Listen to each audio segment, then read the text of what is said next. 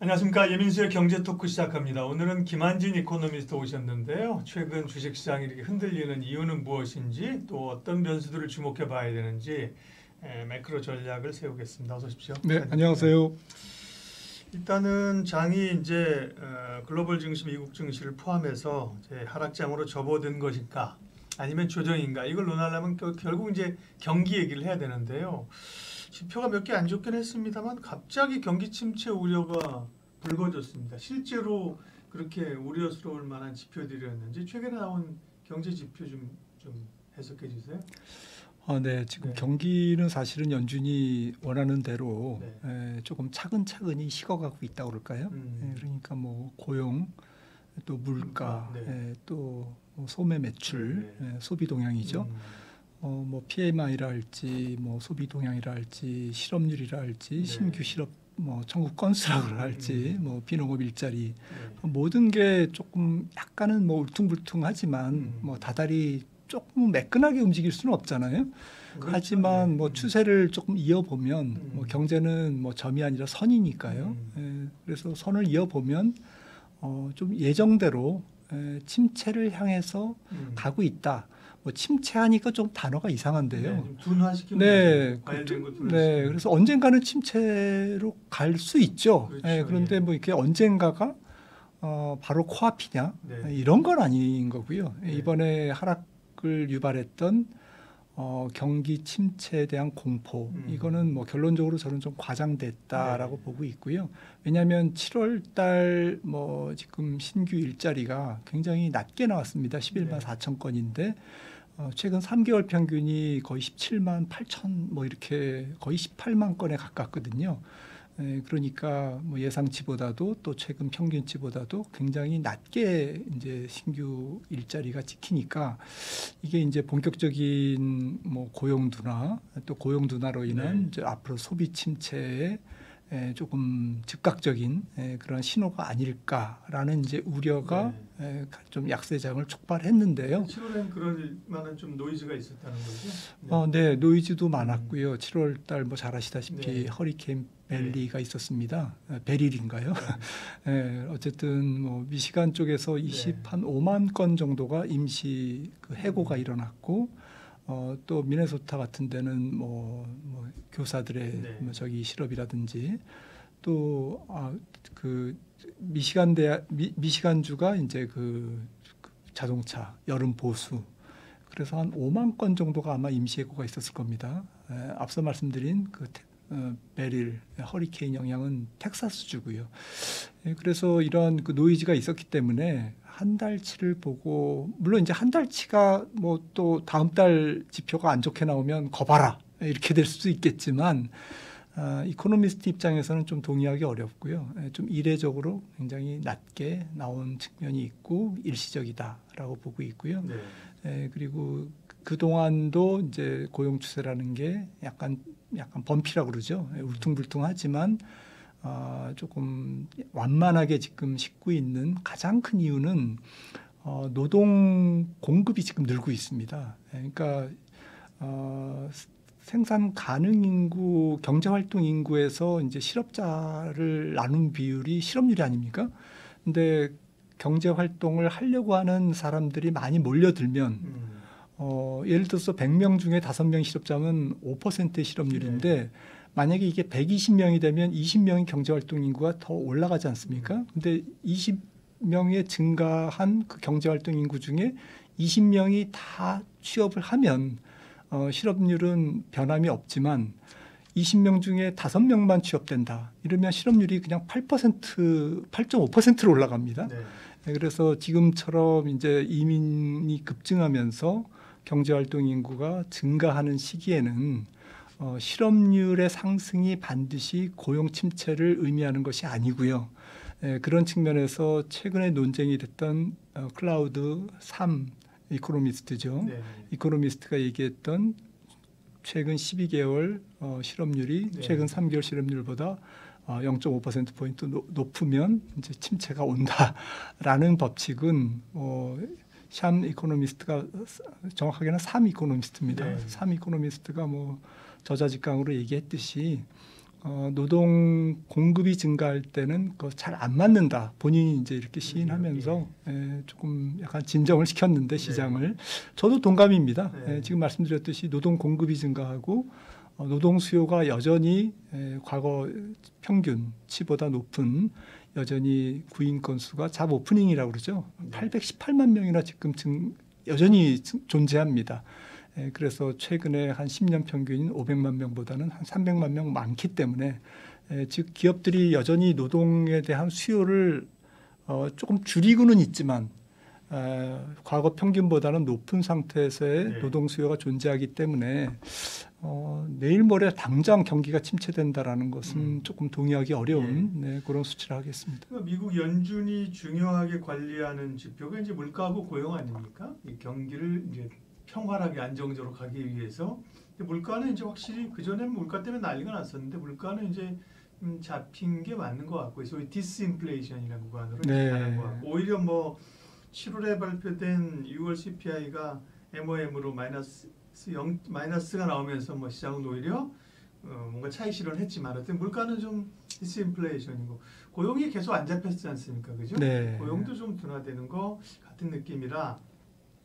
경기 지표는 어쨌든 미국 연준이 원하는 대로 컨트롤 되고 있다 이 말씀이신 거고요. 그렇죠.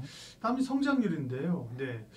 성장률 전망치들은 지난해 연말에 되게 좋았다고 그죠? 약간 좀 들쭉날쭉하긴 하는 것 같습니다. 미국 경제 성장률이 작년에는 2.5% 연간 나왔고 그리고 해가 넘기면서 바뀌면서 1분기가 1.4% 지키니까 그때도 사람들이 바로 경기 침체가 오는 거 아니야? 뭐 이렇게 굉장히 두려워했는데 2분기 GDP가 2.8% 다시 이제 1분기보다 2배의 성장률을 보이면서 아니야 아직까지는 성장률 좋아라고 보고 있고 3분기도 지금 2.6% 정도가 컨센서스입니다. 조금 낮아진다고 해도 2.43, 뭐 2.4%에서 2%대 중반으로 보이기 때문에 4분기에 어떻게 찍힐지는 모르겠습니다만 미국 GDP는 이제 분기 연율이죠. 그래서 4분기에도 조금 낮아진다고 해도 한 2.3% 이렇게 보기 때문에 미국의 장기 성장률이 1.8%거든요. 잠재 성장률이. 그래서 상당히 높은 성장률이 올해까지는 지속될 것 같고요. 미국 경제가 제일 나은 거잖아요. 그래도 그렇지 않아요? 맞습니다. 뭐 그죠? 이런 나라보다도. 일부에서는 뭐 돈 많이 풀고 지금 선거 앞두고 제니 델런이 뭐 좀 재정 지출 늘리면서 조금 펌핑이 된 부분이 있다라고 얘기하지만 제 생각에는 그런 것이 없지 않아 있습니다만은 조금 무엇보다도 기업 실적이 좋아서 전체적으로 경기가 좋은 것 같습니다. 기업 실적이 좋으니까 고용이 무너지지 않고 있는 거고요. 한쪽에서는 해고를 하지만 또 한쪽에서는 고용을 하거든요. 그리고 적극적으로 지금 해고를 하고 있지 않습니다. 지금 우리가 알고 있는 기업들 몇몇 기업이 뭐 시스코라든지 뭐 해고를 하고 있습니다만은 테슬라도 있는 전체적으로 통계로 잡히는 해고량은 그렇게 많지 않고요. 그래서 적극적으로 구인도 안 하고 적극적으로 해고도 안 하는 그런 상태, 약간 어정쩡한 상태입니다. 지난번에 또 좀 우리가 이제 이번에는 경기 침체 우려하면서 뭐 아까 말씀하신 뭐 샤메 법칙 이 얘기하지만 그 전에 사실 경기 침체하면서 장단기 금리 역전 가지고 오래전에 얘기했잖아요. 경기 침체 들어간다, 장단기 금리 역전. 그랬는데 사실은 뭐 지금은 그런 얘기 하는 사람 하나도 없습니다, 그렇죠? 그러니까 이 경기가 정말 침체냐 아니냐는 뭐 지나고 봐야 되는 거죠. 판단하기 어려운 거죠. 그렇습니다. 우리가 이제 투자자 입장에서는 이제 경기 침체라기보다는 경기 침체의 신호가 얼만큼 투자 심리를 망가뜨리고 있는지, 그러니까 소위 센티먼트를 이제 보는 게 중요하지 않겠습니까? 이제 그런 측면에서 지금 센티멘트, 그러니까 약간 예상치보다 조금 안 좋게 나온다든지 이러한 그 약간 뭐 그런 모멘텀이 안 좋은 거는 사실입니다. 근데 안 좋은 거는 당연한 거고요. 왜냐하면은 지금 금리가 제약적 수준이기 때문에 미국 경제 전체적으로 이 고금리가 스며들고 있지 않습니까? 그래서 연체율도 올라가고 부도율도 조금씩은 올라가고 있고 그래서 이런 것들이 다 이제 금리 인상의 효과가 경기의 둔화 효과가 이제 지금 나타나고 있다. 근데 우리가 판단해야 될 것은 결국에는 매크로가 무너지면서 기업 실적마저도 이제 완전히 좀 맛이 가는 거냐? 네. 그것도 이제 당장 그렇게 그런 뭐 약간 펀더멘탈이 네. 좀 금이 가는 거냐라는 측면에서는 제 생각에는 3분기까지는 그렇지 않다라는 측면에서 이번에 주가 하락이 조금 경기 침체를 조금 너무 확대 해석하면서 네. 이렇게 조금 너무 투자 심리가 망가진 그렇죠. 측면이 있다라고 보고 이게 다른 있습니다. 요인은 흔든 요인은 따로 있었다는 거죠, 그죠? 근데 사실은 좀 그렇습니다. 근데 예. 이제 뭔가 해석을 해야 되니까 왜 빠지는지 예. 해석을 해야 되니까 지표가 요즘 안 좋았는데 맞습니다. 뭐 예. 이런 거잖아요. 그런 그죠? 거죠. 네. 예. 저도 이제 요즘 장이 안 좋고 그러니까 안 좋을 때 책 꺼내서 읽잖아요.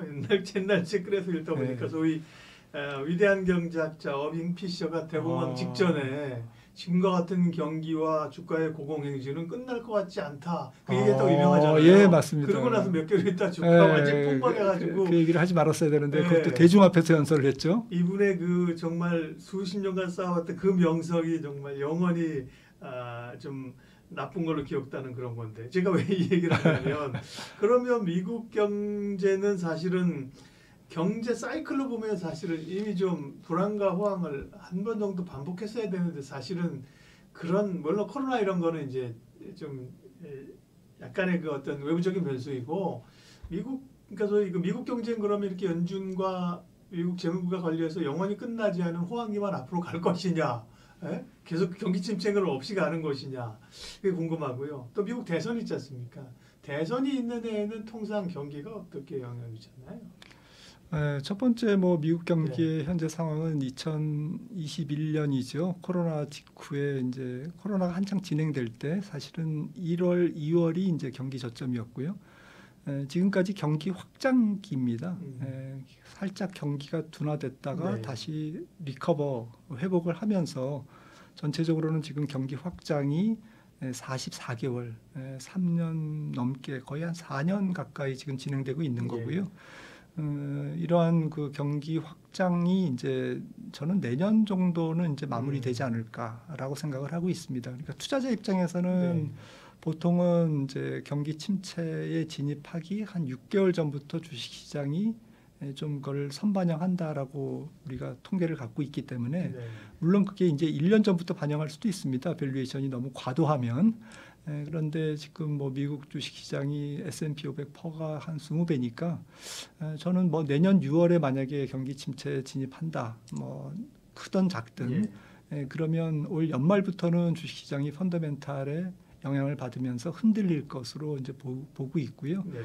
그런 측면에서 경기를 좀 연말까지는 그리고 내년 상반기까지는 경기 확장이 좀 이어지는 것으로 일단은 지금 보고 있습니다.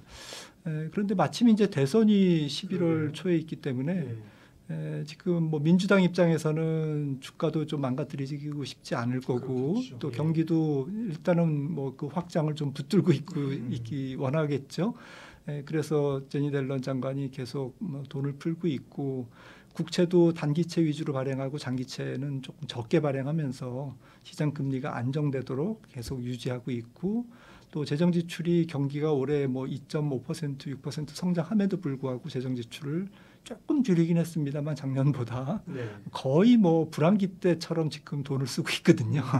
그래서 이런 부분들이 이제 뭐 조금 나중에 이제 후유증이 있겠습니다만 아무튼 정치는 경제 우선하죠. 네, 그래서 뭐 대선이 있는 해라는 좀 특수성 때문에라도 경기 확장이 내년 상반기까지는 좀 이어질 가능성. 그래서 끝나고도 그 다음에는 초반에 괜찮았다고 그래요. 아무래도 이제 새로운 대통령이든 뭐 특별히 새로운 대통령이 되면 그죠? 그렇죠. 그러니까 전임자가 연임하게 되면 그렇지 않지만 새로운 대통령이 되면 뭔가를 좀 붕어시키려고 할 거 아니에요. 뭔가 이게 이벤트를 만들고 또 그런 것들이 또 주식시장도 좀 부양시키고 또 기업들의 투자도 이끌어내고 이제 그런 쇼가 있죠.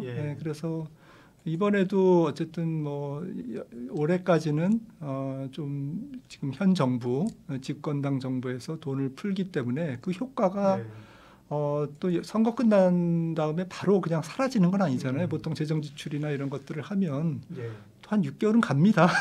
그렇죠. 네, 그런 측면에서 내년 상반기까지도 음. 올해 돈푼 효과가 조금 이어질 거다. 네. 저는 이제 그렇게 보는 것이죠. 자, 그럼 결론. 지금 그런 뭐 우려들과 함께 주가는 사실은 뭐 무슨 전쟁 난 것처럼 꽤 세게 흔들고 했는데 최근 나타난 주가 조정은 그러면 그냥 조정으로 보고 역시 글로벌 증시는 상승 추세의 그 궤적 안에 있다. 다시 상승 추세로 복귀할 수 있다 이런 말 그렇게 보시는 건가요? 네, 그럴 네. 가능성이 높다. 예.